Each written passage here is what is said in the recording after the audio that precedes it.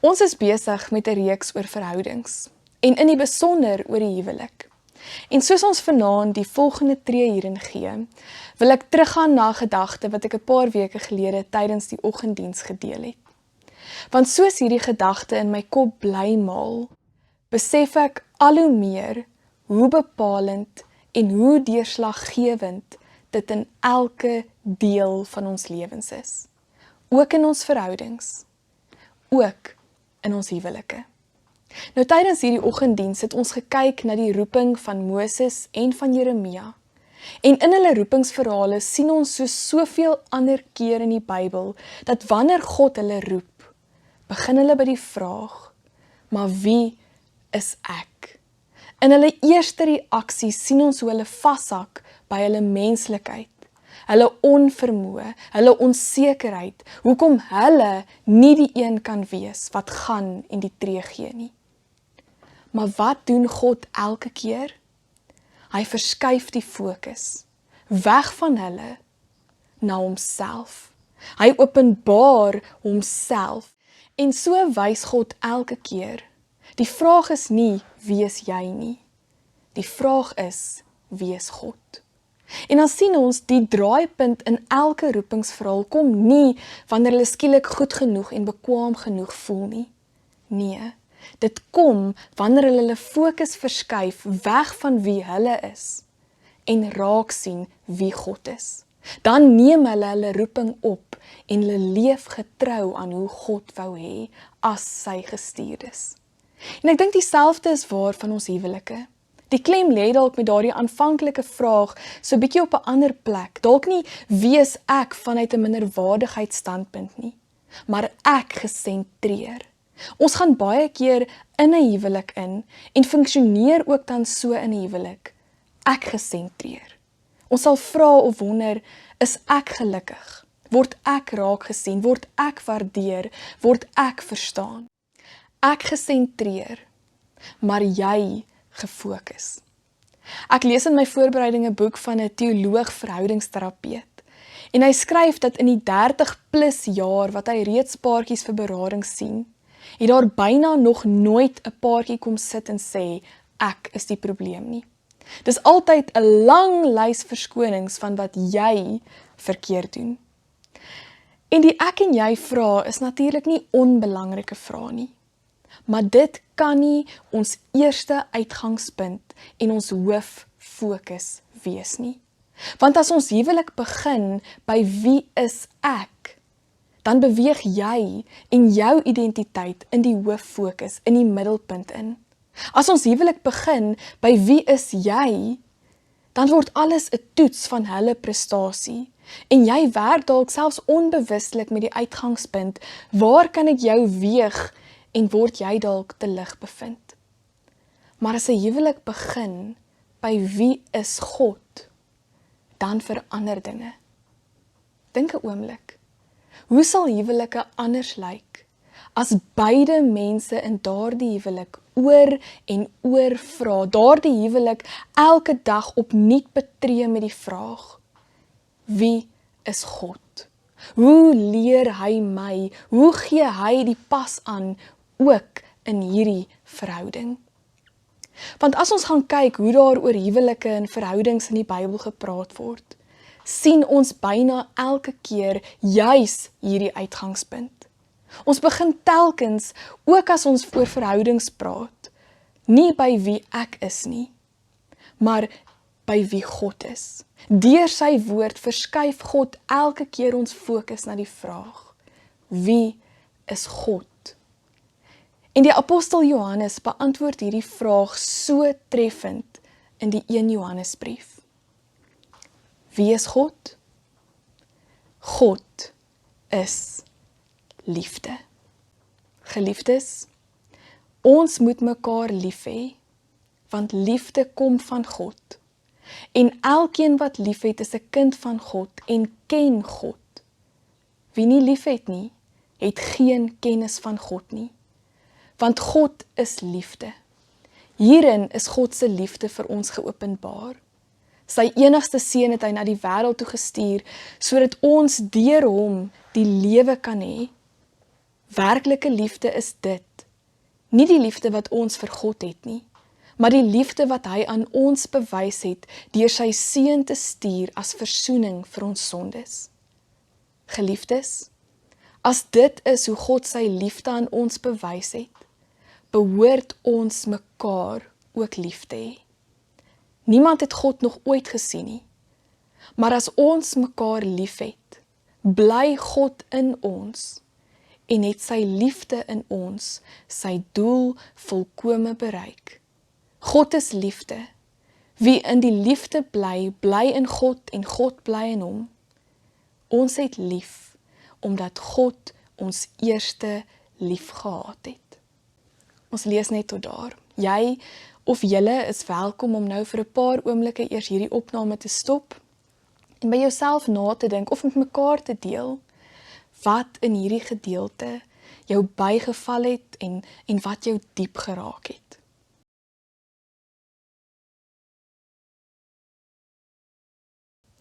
Nou hierdie gedeelte is nie spesifiek 'n huweliksteks wat raad en riglyne oor ons huwelike gee nie. Maar dit gaan oor hoe gelowiges met mekaar in verhouding staan. Dit gaan oor dit wat in ons lewe, in ons interaksie, in ons optrede en in ons verhoudings die deurslag moet gee, omdat ons glo. En dis net so van toepassing veral ook op ons huwelike. En wat ons in hierdie gedeelte raak sien, is soos by die roepingsverhale, is selfs as ons oor ons verhoudings praat, is ons nie die beginpunt nie. Hierdie teks verskuif soos met die roepingsverhale ons aandag in die eerste plek na wie God is, na wie Jesus is. God is liefde. God is liefde. En as ons dit hoor, moet ons nie dink aan rooi hartjies en 'n sentimentele tipe liefde nie. Dis nie 'n romantiese liefde wat kan kom en gaan nie. In die Bybel leer ken ons God se liefde as 'n troue liefde, 'n standvastige liefde, 'n verbintenis liefde. Dis God wat homself in die Ou Testament verbind aan 'n volk.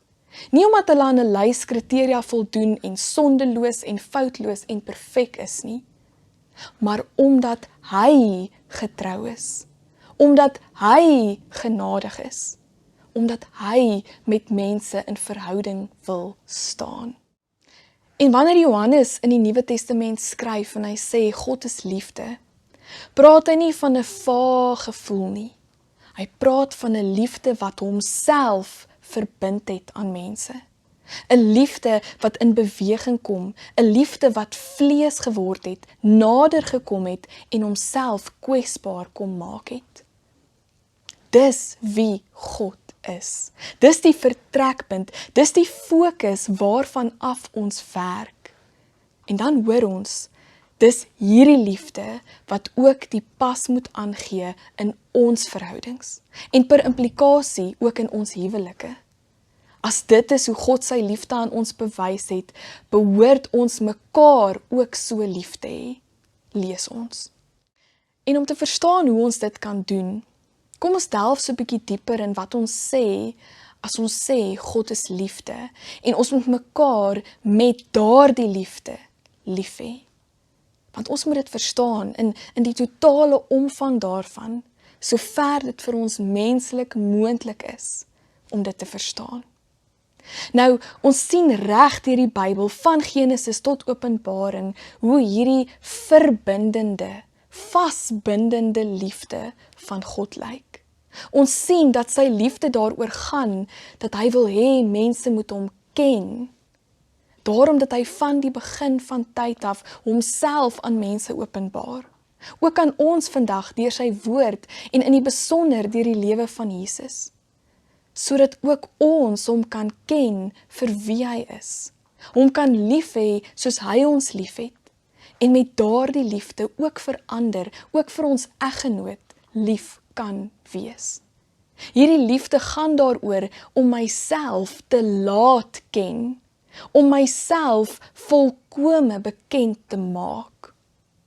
En as ons na die lewe en die kruisiging en die opstanding van Jesus Christus gaan kyk, dan sien ons dat die grootste, duidelikste oomblik van God se radikale, allesomvattende liefde is wanneer Jesus vir ons aan die kruis sterf.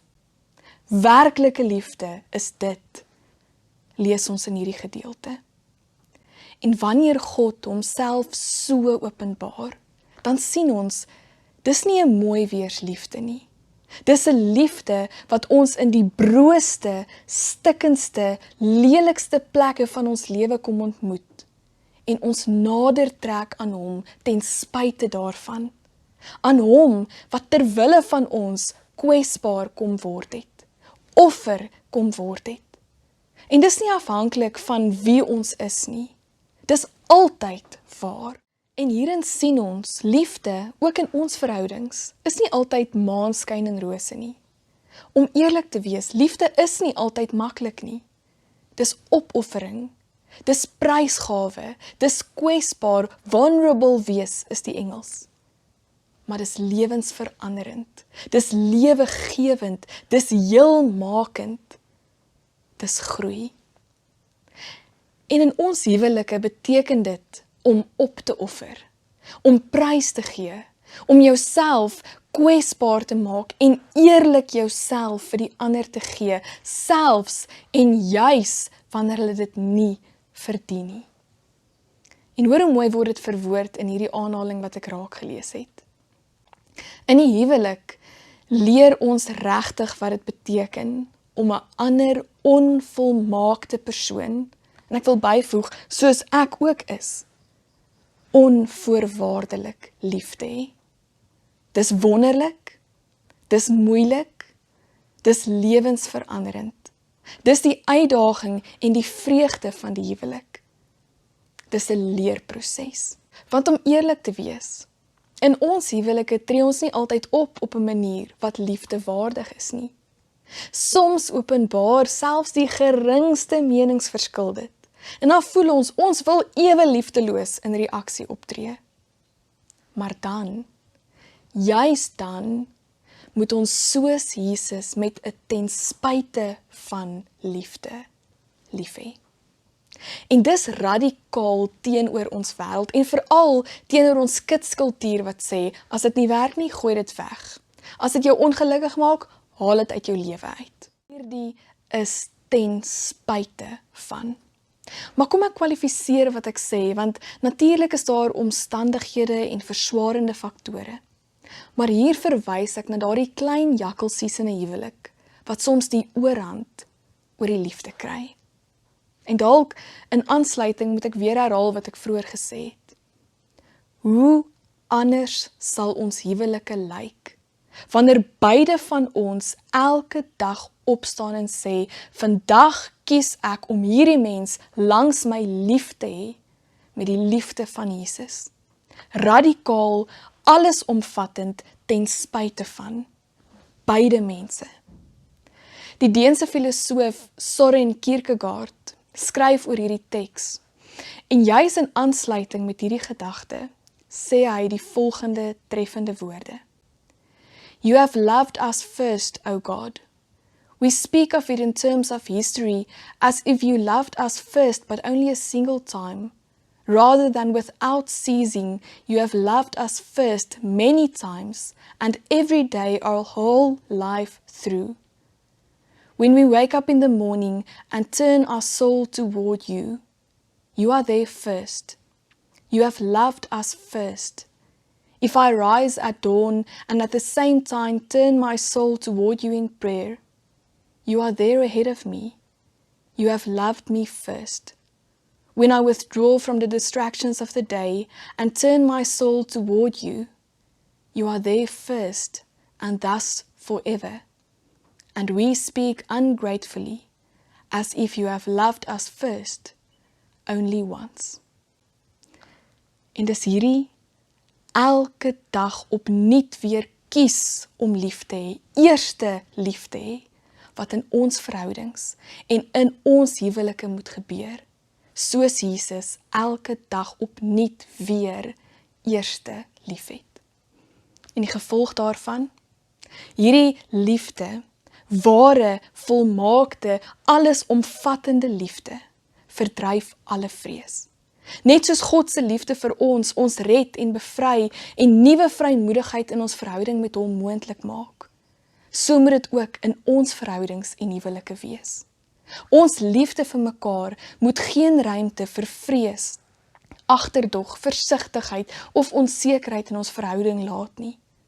Wanneer ons in die huwelik tree, beloof ons om onsself volkome en onvoorwaardelik vir mekaar te gee en om mekaar dan ook volkome en onvoorwaardelik te aanvaar, sonder vrees vir verwerping of oordeel of ontoereikendheid, vanuit die volmaakte liefde wat ons by God leer en ontvang. En om mekaar te ken en om jouself vir mekaar kwesbaar te maak, om mekaar te aanvaar, is nie iets wat ooit ophou nie. Soos ons in die huwelik tree, ken ons mekaar goed, maar ons ken mekaar nog nie volkome nie. En die lewe verander ons. En daarom moet ons in ons huwelike aanhou om vreesloos onsself vir mekaar te wys, onsself met mekaar te deel, jou drome en jou vrese, jou behoeftes en jou gedagtes, jou vrae en jou dankbaarheid. En dan kies jy om elke dag weer lief te wees, om jouself weer kwesbaar te maak, weer jou tyd en jou aandag te gee, weer te luister, weer te vergewe en weer lief te hê. Selfs wanneer ons menslik gesproke voel of die ander een dit nie nou verdien nie. Juist dan, as julle mekaar so lief het, gaan julle mekaar help vorm in die mens wat God ons gedroom het om te wees. Soos die aartsbiskop van Canterbury op 'n keer gesê het, marriage is intended to be a way in which two people help each other to become what God meant each one to be, their deepest and truest selves. Wanneer ons mekaar so lief het, vorm ons mekaar. Ons help mekaar om die mens te word wat God ons bedoel het om te wees. En ons huwelik word 'n weerspieëling van iets groter as onsself. Ons lees, niemand het God nog ooit gesien nie, maar as ons mekaar lief het, bly God in ons. Wanneer ons huwelik die toonbeeld is van God se liefde, dan word dit verkondiging. Dit word getuienis, dit word 'n plek waar God sigbaar word.